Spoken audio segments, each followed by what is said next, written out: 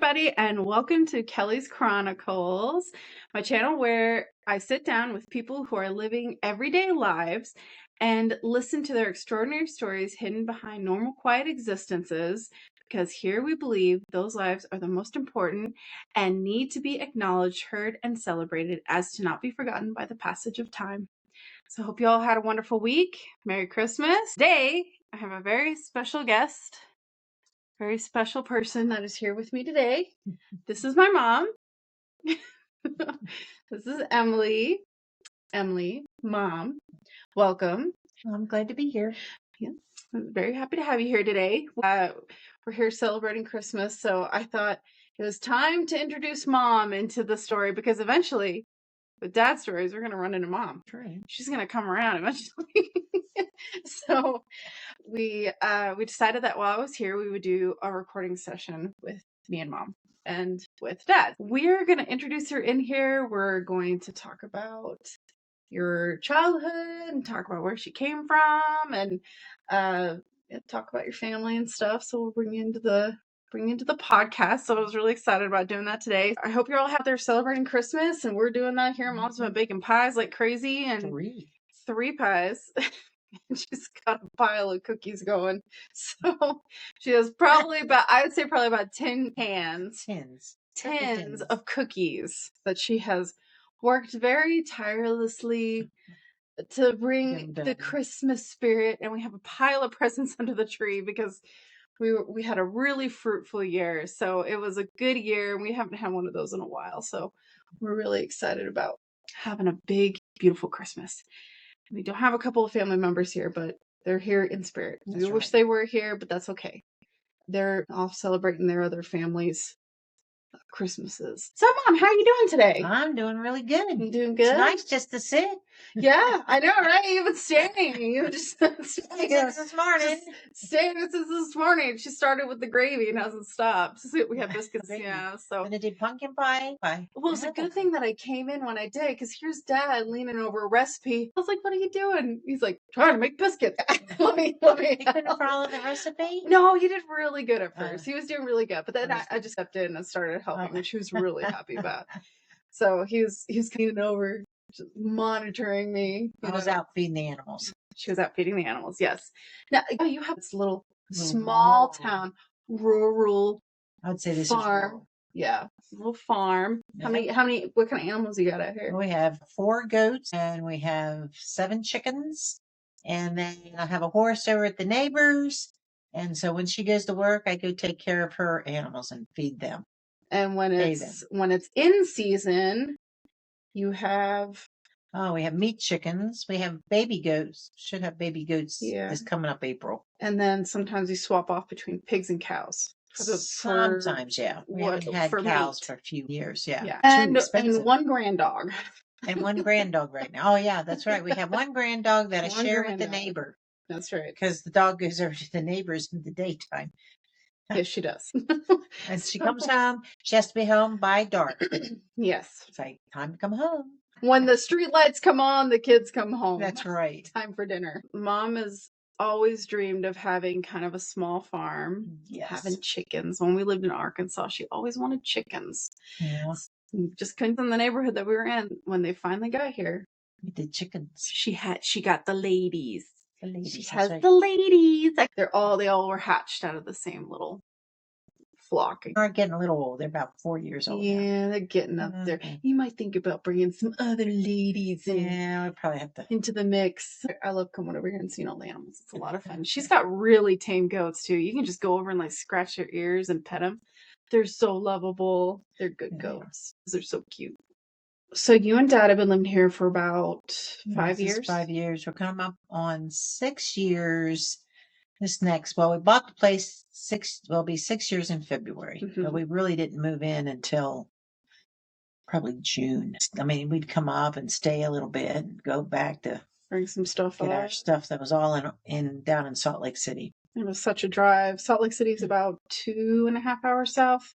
Yes, I'd say especially to Auntie Joyce's old house in Magna. Yeah, it was one of those things where you'd take a trip down and then you'd stay the night, kind of thing, and then come back up. Pile things up or We really didn't unload anything. We just brought them up, set them down, and, did the kitchen maybe one day and put things away, just sort of shove them in where you could find a spot. We had one wall, was just floor to ceiling of empty boxes. It was our box wall. I wasn't there for that process. I definitely helped with the exiting of Arkansas. At the same time, I had a bad shoulder that needed surgery. And you fell when you were on your religious mission. Yeah, for my church mission. On Thanksgiving, going to Thanksgiving dinner on the I guess it would have been 2019. Yeah. And I hit some slush as I was walking down the sidewalk. Oh, yeah. And whoop, bam. You had to have surgery on that, didn't you? I had surgery. Yeah. I did physical therapy. That didn't do anything. They did scans or whatever. Oh, that really, like an MRI or a CT scan? Yeah, they can really see what was going on in there. Yeah, I'd ripped everything all up. So I was moving with one bad arm. That was kind of wild. How old are you? I am 72. Now, I want you guys to notice something about my mom. Something very unique, being 72. She has brown hair. And she's 72. Which is actually a family trait with the females on her side. Because my Auntie Joyce and my Auntie Anne, those are her sisters, they both have brown hair as well. It has not changed colors, which is not very common for someone of her age. So just a little bit.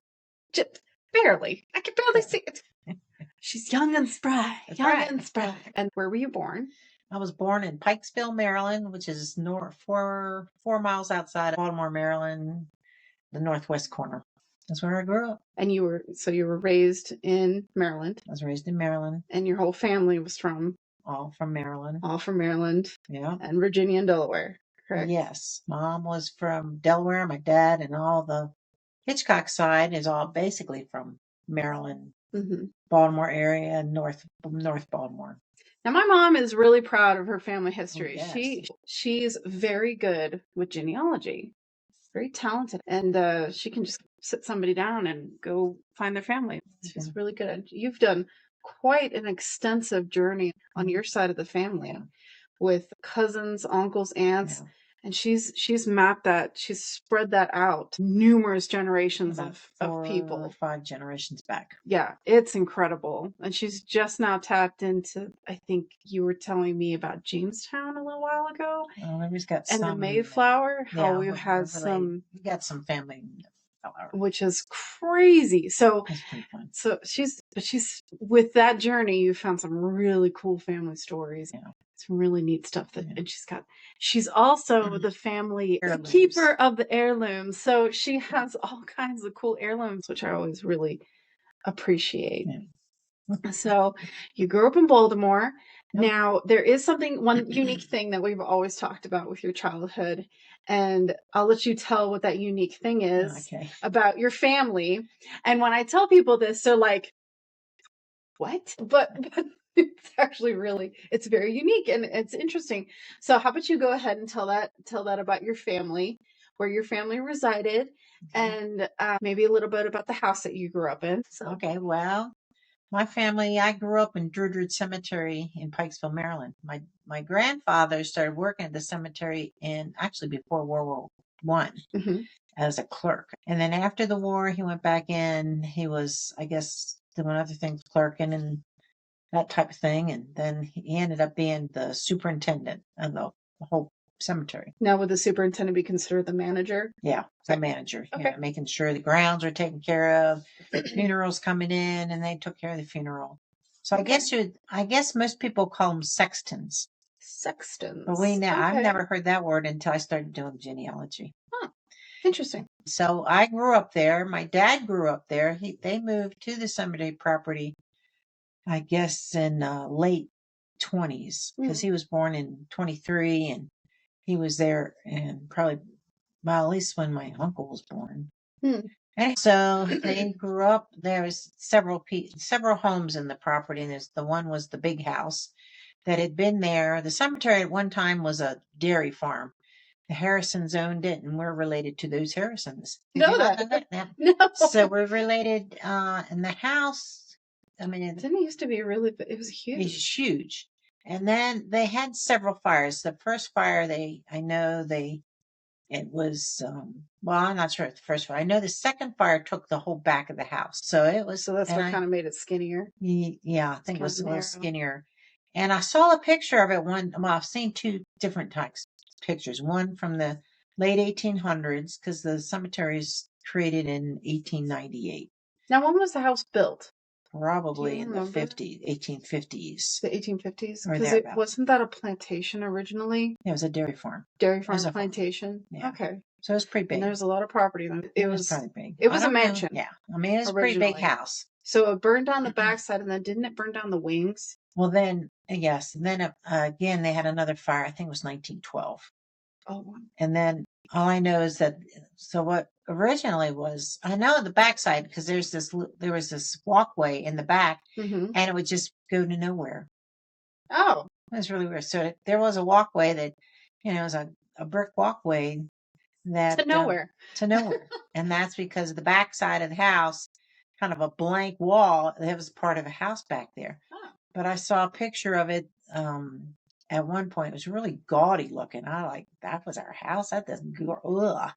Kind of that Victorian type thing. Oh, yeah. Really, I don't know how you ornate. The original one was not ornate. Yeah. And then the one I saw was, and I think that one burned. And then what we had was a lot sort of similar to the one back in the 1800s. Oh, One of those big houses, big wide porch, with the columns and the railing wrapped around the side, and where you sat on the porch in the summertime, and with a nice sody pop and a good book. A good book. And a rocking chair. That was the best place to be in the summer. That was the life. It was hot days, but the walls were 2 feet wide. Well, I guess about a foot and a half, 2 feet wide. Made of stone, and it was cool, and usually pretty cool in the summer. Oh, wow. So the stone would keep it nice and cool. Yeah. Didn't have to really worry about it. And then in the wintertime, did you guys burn wood? No, most of the time we didn't. But we did finally open up a fireplace. Oh. There was a fireplace in about every room, because that's how they wow. They actually burned coal at one point. And yeah, that would make sense. And then they shut down the fireplaces, and they were just all these real ornate carved around the mantle. Pretty mantles. Did they have like marbling tiles? Yeah, they had marble tile and marbling on the side. It's pretty neat. It's pretty neat. So, but we did eventually open one fireplace in the living room. Okay. So you grew up in the cemetery, lived in this big mansion growing up. Actually growing up. Well, the first part we lived in the smaller house. Joe, one time was the stable boys' house. Those who worked in the barn or in the stables. They lived in that house. And your grandfather moved out of the big house. Well, when I was 12, the mansion. There was 4 kids, and for whatever reason, he decided, and we were all shocked because we thought, never. He's living in this big house by himself. He decided it is probably best for him to live in the smaller house because he didn't need the room, and to move into the big house. And his housekeeper she was not happy. Oh. To be, there was really nothing for her to do. How can you take a little 700 square foot house and compared to a 4,000 square foot house? What do you do after you wipe it down once? And that poor lady. She wasn't happy at all. I don't remember her ever murmuring. I'm sure that my dad heard about it or granddaddy heard about it. Oh, I'm sure. But anyway, I'm sure she was whining and complaining. Yeah, but it was a small house, and it was pretty fun when I was growing up. And the stairs are bad though; they were steep, very steep, and up the top you came down, you twisted around and went straight down, and we'd always end up falling down the darn things a couple times. That hurt. So you had to be real careful. Jeez. I don't remember handrail on there. Your stairs didn't have a handrail? Not that I remember. Except on the straight way. Now, was it like a wide staircase? Was it pretty wide, or was it a very narrow? It was very narrow. Probably 3 feet maybe. It was narrow. Oh my gosh. For that huge mansion? No, this is in the little house. Oh, in the little house. Yeah, okay. The little house had this narrow staircase. Oh my gosh. It's enough for 2 kids to run up it, but not adults. Yeah. But so we lived in that house till I was 12. And then you moved over. And then we swapped in January, on a rainy day. Every time we moved, it was always on a rainy day. It was crazy. Since we're on the subject of the cemetery, I have been over to the cemetery several times, and you lived on the hill, up on the overlooking the cemetery. Well, it's overlooking the one section because most of the cemetery's off to the. But your front yard is pretty much the cemetery. I mean, there's only about 20 feet to the. Oh no! And the big house? Yeah, the big house. Oh no, you have a couple acres right there. In the front? Was big long sweeping lawn with these big birch trees on the side that were. You definitely had a couple acres like behind. Well, it was probably a couple acres in front. Oh, okay. Behind, like long ways or short ways? Probably wide. Oh, okay. Wide sweeping. I was thinking of like, say you walk out your door and you walk straight into like the cemeteries. Even when we lived in the little house, we still had a big field between us and the section. The field was big enough to play softball in. It was definitely right there. The big house, it was just a big field. They'd have play ball when my dad was little, and they play ball out in the front field. And I think a lot of those headstones were added later on. They progressed and pushed. Now, because nobody lives there anymore, they have started. The house is burned down. So they have moved a lot of memorials, I guess, up toward the section. And even where the house used to sit was now being used as part of the cemetery. That's what I'm thinking. And even in the little house, when they burned that down and got rid of the house, because that's now part of the cemetery lot, another section. Yeah. Bummers. I know. So, but you all would play in the mausoleum. Oh yeah, we played Army. We played Army in the by the mausoleum. And, it had these big columns, and you'd hide behind it and, pretend, shooting everybody. You played cowboys. Once you play cowboys and. Oh, yeah, an Indian. Just the normal stuff that kids would play. Yeah. And then you had the big tree. Oh, yeah. Runner. The cemetery was definitely a giant playground. It was. But there was one rule. If there was ever anybody visiting a lot, or if there was ever a cemetery, you better get out of that area. Yeah. Or we'd be in big trouble. But I have to tell you, maybe should I tell my story? Yeah, go ahead. Okay, my dad did a lot of, so he started working there. He was actually a history teacher at Kenwood High School in Baltimore. I did not know that. Yeah, he was a history teacher. Oh, wow. And he taught for about 2 years, hated the administration. So he quit and went to work with my grandfather. Huh. And so his job was like a vice superintendent. Okay. At first. And so, he sold lots, and he did a lot of surveying. He had college classes to learn how to survey and set up another couple sections.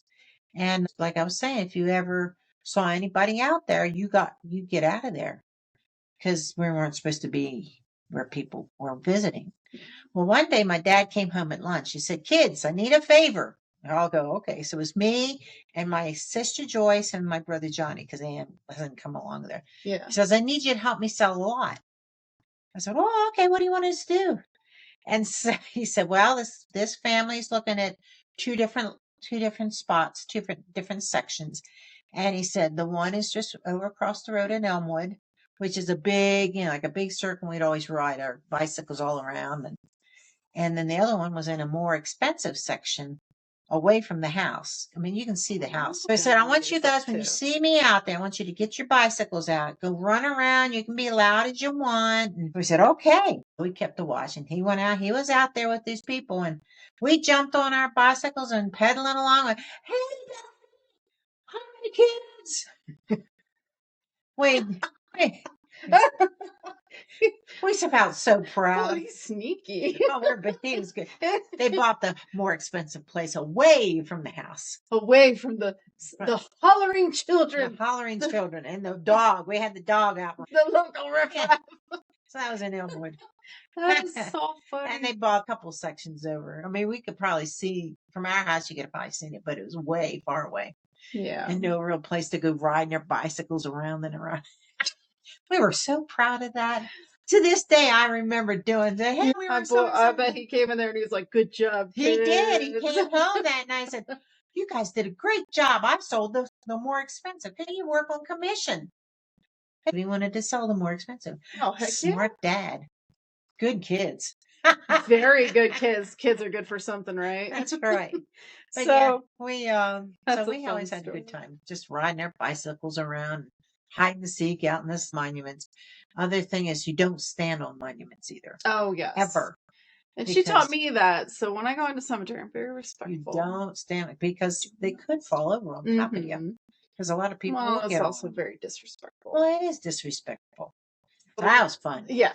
So she was raised in a cemetery, and then I was raised visiting cemeteries. We would go visit. Yeah. So this is where the house was. This is where this was. Yeah. You also had a barn. You never saw the court. You never saw the barn, did you? No, I don't think so. I think they tore that down. It was a big barn. It had standing stalls. Let's see, it had 1, 2, 3, 4, 5. Had about 5 standing stalls and 1 box stall. And then when I started getting horses, we converted it 2 of those standing stalls into a box stall for each. So I had 3 box stalls and 2 standing stalls. And that was your main hobby growing up, was horses. Yeah. You were big time into horses. I always liked horses. Yeah, I always wanted a horse. Many horses. So we had room, but then also there was a tennis court on the property right behind the big house. That is still there. And that is still there. That is still there. It was the first clay base tennis court in the county of Baltimore County. Oh. And that was, they had that there in the 20s. It's been a big deal. But my dad and his mom and folks, they played tennis a lot. And when we came along, Grandpa doing that because he played football. Well, maybe, yeah. I didn't like tennis. We used the tennis court was our playground also. We rode our bicycles around it and never played tennis on it. I think we did one time put a net up, and we never really played tennis. I didn't even know how to play tennis. I still really didn't. No, I am not a tennis person. I'd rather ride my horses. Yeah. I would have jumped the net. And even when I was growing up, there was a blacksmith shop there. Oh yeah, you told me about the blacksmith. There was, all the equipment. Well, a lot of the equipment was still there because they ran the cemetery with horses. Now I've been back there, and they had a cement lining that the casket goes in. Oh, yeah. What is that called? Well, it's a liner. It's a liner. It used to be called rough boxes. Rough boxes. That's what it is. And they had a rough box house. So they still have a rough box house. No, they don't. I don't think it's there anymore. So she came around the corner. The rough box was down there, and they kept the rough boxes in, and we always played in there too. Then around the corner, up before you get to the big house, they had this bathroom, and it was really weird. The seats were up, and you had to push the seats down to go potty, and then you lifted and you got up, and they'd sprang up and flush the toilet. That's really weird. That's weird. And it was weird. Oh, I wonder if somebody actually invented that. And they were like, I don't know, but it was brilliant. Like the perfect man's toilet, I guess. Yeah, I guess. I can never go to. That's right. Can always be up. So the cemetery was just your big, huge playground, and you guys just played and had fun. Now, why don't you tell us the story about the haunted plot? So how about you tell a story about Black Aggie, which I think that's one stipulation about cemeteries that everyone kind of goes to, is that a cemetery is haunted. It's hollowed ground. It's spooky. It's kind of weird that you grew up on a cemetery. People don't grow up in cemeteries. It's interesting. So when I tell people the story about this, they're just like, your mom grew up in a cemetery? That's very unique. It was normal for her. It's just the way the life was. That's right. So how about you tell a story about Black Aggie? Okay. And then what your dad had to do with the kids that come on the property. Yeah. So you go ahead and tell that story. Okay. Well, there's a family at the cemetery who have a plot.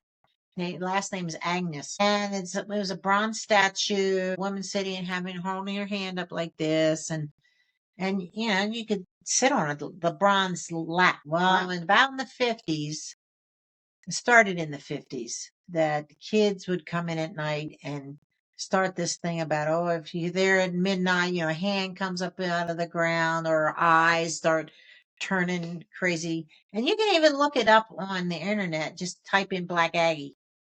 And the legend is there. And it talks about it. And it also shows a picture of the statue, doesn't it? Yes, okay. And so that went on, and they would have to go out and patrol at night because these kids, teenage kids, would be coming in there. It got to the point where finally did, because the cemetery is open all night long. You can go in and out.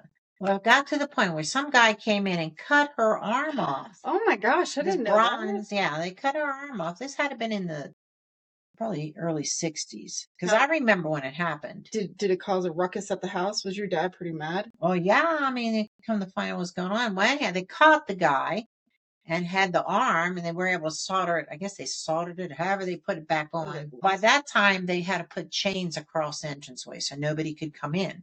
Well, for us, if we had to go out in that, somebody had to get out of the car, unlock the chains, lay them down. The car came through. You had to pull it back up and hook it up, and it's just a nuisance. It was a real. Ugh. Anyhow, so but yeah, it was crazy. That Black Aggie. Look it up if you want to look it up. Yeah, and it talks about Mr. Hitchcock. There's a couple articles probably, but they have one that talks about my dad. Oh, really? But there is another statue in Rock Creek Cemetery, same one.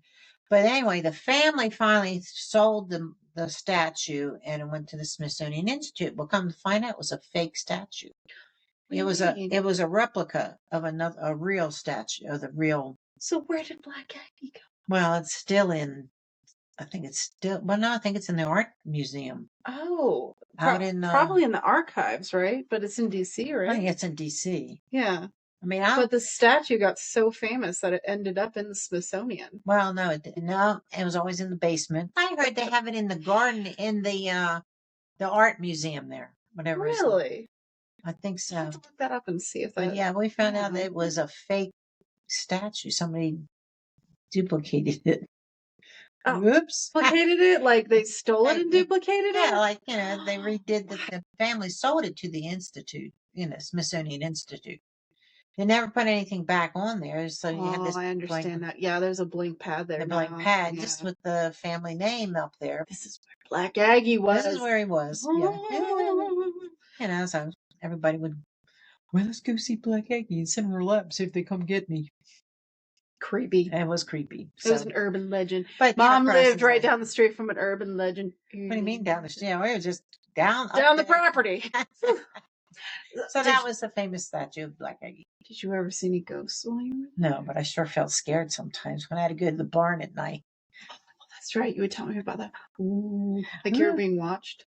Yeah, especially in the barn. Oh, I know there was a hearse in the carriage room. I mean, the barn was all one thing, but there was a big carriage area, and they had a hearse there.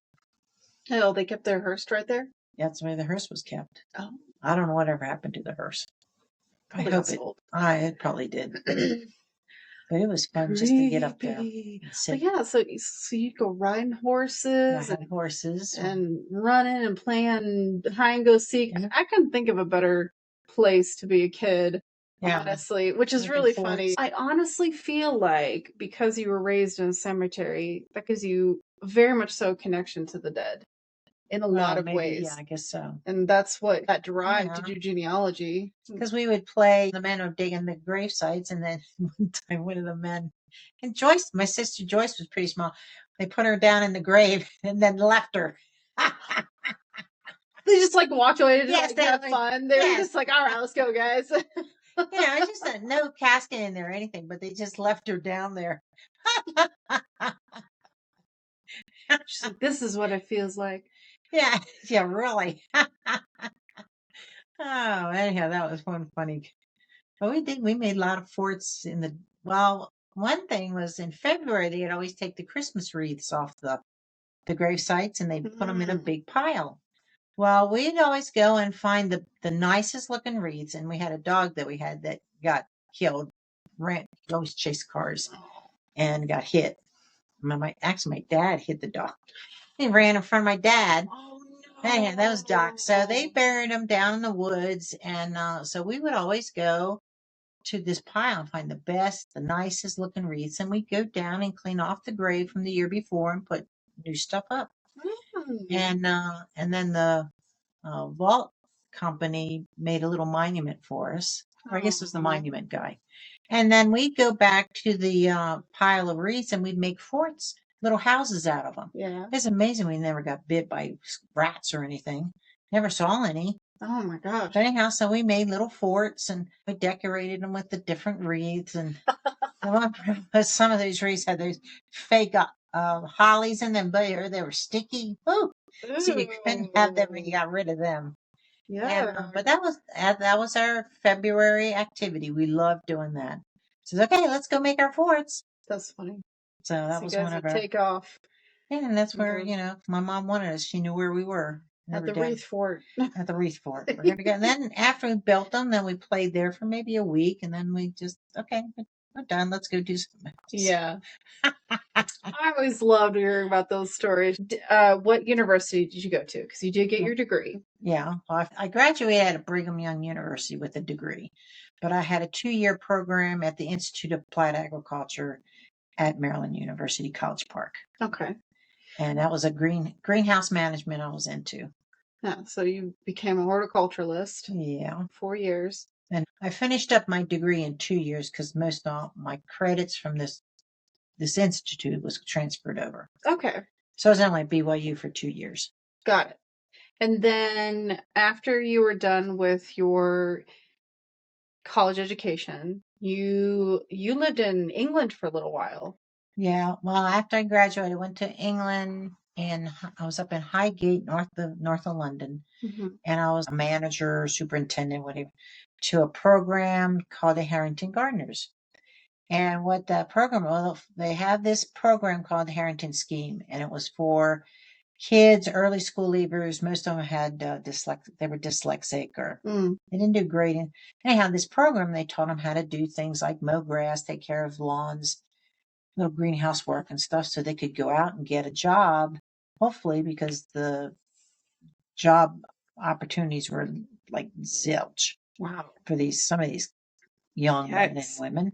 Anyhow, but so they wanted to start, they didn't have anything from where these kids would go to learn to then go into a job. And so they decided to create a job, a landscaping maintenance job. Okay. And it was in the North London area. And and they needed somebody who would volunteer to be the manager. So, and it's called the Land Use Volunteers. And they placed volunteers all over England. Okay. To various different facility, greenhouse, landscape, or agriculture type thing. And so I was there. I was myself and I had one other person with me. So you guess we were co-managers. There you go. And we started out with 4 kids and about 4 pieces of lawn tools. Oh boy. And that was about it. I think we had about 4 contracts. That was so 4, 4, and 4. 4, and I tell you, that was crazy because there were things that, I'd gone to school and stuff, but really my forte was greenhouse stuff, not landscaping. But it was to the point where we had no vehicle, and and there was a lawn maintenance store center down the road, and this one family wanted a fence put up. And we said, yeah, we can do that. But we had to walk the fence panels up the road. Jeez. Probably about a mile. Like, sure, but you got to walk it a mile. Because we had no way to transport it. And there were times we had to get on the bus with our tools. Oh, did you get on the bus with the fence posts? No, not with the bus. Only the tools. The kids, I call them kids, they're 18, 19-year-olds. Yeah. Anyhow, we have shovels, and one bus driver wouldn't let us on there. You can't come on this bus with these tools. What do you mean? I got to get to a job site. So, that was crazy. Oh, and the worst one. This was scary for me. We had a contract to, first off, let me back up. One of the first jobs we did was to dig out an air raid shelter out of a backyard, somebody's backyard. Oh, wow. Because it was London. And it was crazy. These poor people. Anyhow, This air raid shelter was corrugated metal, Oh, and it was, golly, it must have been down 3 feet in the ground. And it was like a Quonset. yeah. That sucker, we couldn't dig that thing out. We dug and dug and dug and dug. We couldn't get to the bottom of it. And so, I Man. mean, it was crazy. Yeah, they would have had to bring in some kind of machinery or Yeah, something. you definitely needed something back there, but by And you were hand. doing it by hand And we were doing by hand. It was dumb. with 4, 4, and 4. But then there was the other contract we got later on, and it was to put in street trees. And you get these 4x4 concrete slabs. You had to dig them up, and then you had to dig out the rubble, because that's all it was in London. It's rubble left over from World War II. Oh, yeah. And the Blitz and everything, and it's just nothing but rubble. And we had to get a truck to haul these trees that were like 20 feet tall. And so I rented this truck, not thinking, well, this stupid truck had air brakes. Oh. I'd never driven air brakes before. Yeah, a little bit more complicated. I'd hit the brake and nothing would happen. Mm-hmm. And I'd hit it more and the whole truck go bam. Oh, jeez. I'm sure your crew of 4 was very And angry. the one girl we had, she was on the floor of that truck, scared to death, because I thought, I'm going to kill somebody here. I was awful. I mean, how do you drive the thing? And of course, you're driving through and England. oh yeah, London. Holy moly, you can really drive a car through there. And this thing was it was a flatbed. Yeah. Like a day cab with a flatbed. And I don't know how long it was. Probably as big as like a Penske truck without the box. Okay. So it's a pretty big truck. So almost like a 26-footer. Probably about a 26-footer with air brakes. With air brakes. Oh, nice. Oh, it was awful. Did you have fun with that? Oh my gosh. And so I got to the first site. My crew got out. I had 3 of them with me. And I just sat there and I just was crying. I said, I can't do this. I can't do this. I mean, you're talking about driving through the worst traffic in the world. Yeah. And narrow streets and lights. Believe me, I know. Please don't turn green. Yeah, I turned green. Bam. Because I couldn't use the air brakes. Oh. I tried to go slowly, pressing down the brakes slow, and it would just grab it. They were really awful. There was something wrong with them too. Because I don't know. That's not how air brakes are supposed to work. Even the old ones.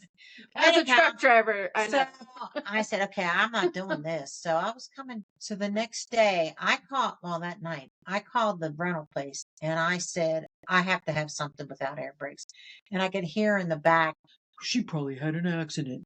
And he got back on the phone. I said, at least I'm honest about why I'm not wanting to drive this truck. Yeah. Anyhow, so he got me a box truck with regular brakes. Oh, that's nice. And I don't think it was automatic either, because everybody drives standard. Yeah. Because if you drove, the only people who drove a regular stick shift or a stick, automatic, were people who couldn't pass the test. Oh, so it was like a status thing, like you can't drive a standard. Yeah. So on the way to the rental place, my mirror did wipe out somebody else's mirror.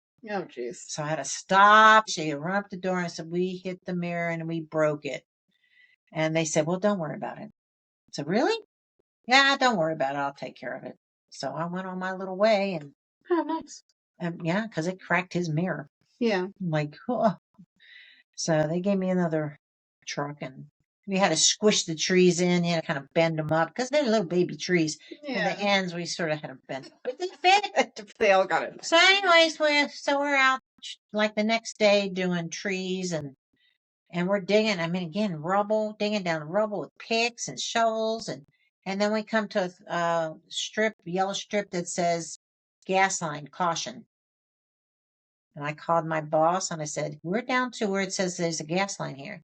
Well, we were told there was no gas line. Well, there's a gas line here. I can't be digging anymore with this gas line. Oh, it was awful. Jeez. So we had a couple other little jobs that were just awful. But then we had some jobs. Oh, we had one job for a lady in the lady and a lord, and they wanted their yard mowed every week. And it was kind of a dry summer. And I said, if we mow this every week, I'll kill your grass. Sure enough, it about killed the grass. They're like, we don't care. Just mow it. Just mow it. We don't want anything. And then we worked in another place that was just gorgeous. I mean, it was landscaped to the T. Big piece of property. It's called one of those manors. Manors almost, yeah. The big. Well, not real big house, but it was still pretty fancy in London. Anyhow, so that whole year was crazy. Oh, and one of the directors of the whole program, she was Lady Dame Geraldine. Geraldine. Yes. She was about 82. She was responsible for evacuating all the children out of London. And that's how she got the name. Yep. It's feisty old woman. I tell you. Well, I tell you what, those little old ladies over there in England, boy, they're feisty. This was another funny one. I had no transportation. And there are days where I needed to get to places. And I had to get to the hardware to get my pruners sharpened. And she volunteered to drive me around to the various stores. So, and it was just down the road, this main Telegraph Road is the name of the road, and this huge sidewalk. And the hardware store was like right on the corner of that huge thing. But you had to go around through this neighborhood to get to the regular parking lot. And we're going down, and I said, that's where it is, but you have to go. Oh, no, look, there's plenty of parking right there. It was the sidewalk. Oh. Right next to the hardware. Must be nice to be in your 80s. You can just park anywhere. But see, there's a driveway right. It was the handicap ramp onto a sidewalk. No. So she pulls up into this big, humongous sidewalk. Parks. I said, I'll just wait here. I'm like running in, thinking, I hope they don't see me. Drop off the clippers, run back. She just goes off and goes. And away she goes. Away we go. Well, I went back a couple days later to pick them up. I think I had a vehicle by that time. And they go, my goodness. Nice place you're parking. I'm like, it wasn't me. It was not me. I plead the not me. Yeah. It was my driver. And she's in her 80s. Yes. Gosh. But she was real sweet. Well, that's cool. Now, those are some good stories. So, yeah, we've gone from being a kid to. Well, that's the beauty of this podcast. And this is your introduction video. But we're almost out of time. Tell us a little bit. How many kids do you have? Okay, I have 4 kids. 4 kids. Kelly is the oldest. I'm one of them. Oh. Yeah, she's the oldest. I'm number one. And then we have Vicky, who's number 2. Amy, who's number 3. He's also visiting us. She is.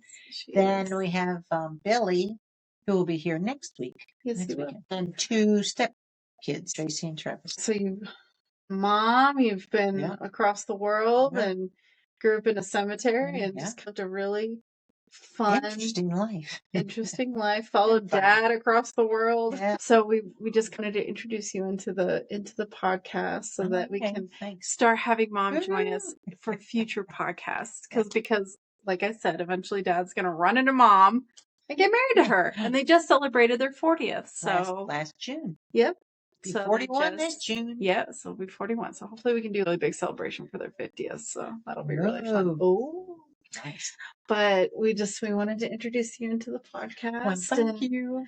And share some really fun stories about your childhood. Crazy childhood. Some fun stories about your adventures to England. We're out of time. We want to thank everybody for joining us here on Kelly's Chronicles. And I know you guys will all really enjoy Mom when she comes on the podcast because she's amazing. So, thanks. So you guys have a wonderful Christmas and have fun spending time with your families and cooking, opening presents and having a great time. And sugared out. And be sugared out, please. This is the time of the year to eat as much sugar as possible. And then we go to our New Year's resolution where we try to lose all the weight. So no more sugar. Everybody be safe out there on the roadways. And we will see you next week here on Kelly's Chronicles.